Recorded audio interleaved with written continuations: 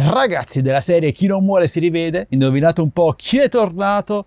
Beh, l'avete letto nel titolo sicuramente, sto parlando di Absan. Ebbene sì ragazzi, questo marchio cinese di droni, a cui io ero particolarmente affezionato, chi se lo dimentica il fantastico Absan H501S, ogni tanto sembrerebbe tornare fuori dal nulla, o magari da qualche scantinato. Non nascondiamoci dietro un dito però ragazzi, lo sappiamo tutti che Absan già da un po' di anni non è più quella di un tempo. Ora si limita molto spesso a rilanciare sul mercato dei suoi vecchi droni con nomi diversi e con delle piccole aggiunte. E sostanzialmente questo è quello che è successo anche stavolta. Lui si chiama Absan Zino Mini Pro 2025, il primo drone di casa Absan con marcatura C0 che quindi può volare senza avere il patentino. Cosa cambia rispetto agli altri droni della casa? Beh, guardiamo il video di presentazione e capiamolo insieme, o almeno cerchiamo di farlo. Ed eccola ragazzi, che emozione, l'anteprima del nuovo Absan Zino Mini Pro, estetica sempre identica da 6-7 anni a questa parte,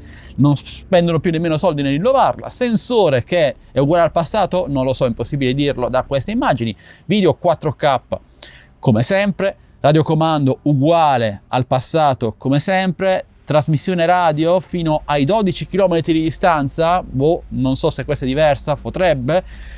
28 minuti di autonomia in volo, quanto sono brutti questi rendering che stanno facendo, si vede che sono immagini finte. Abbiamo il supporto al GPS, GLONASS eccetera come sempre, marcatura C0 e questa è penso l'unica novità, può volare quindi anche senza il patentino, altezza massima di utilizzo fino ai 4000 metri nuovo Absan Zino Mini Pro 2025.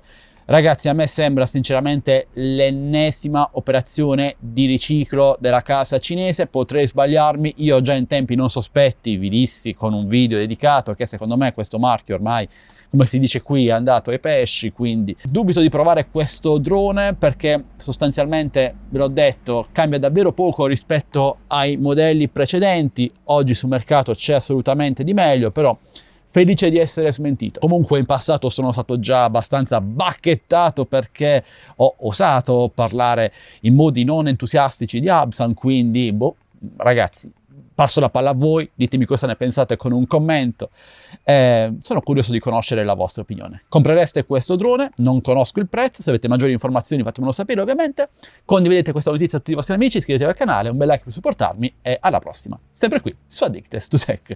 Ciao ragazzi!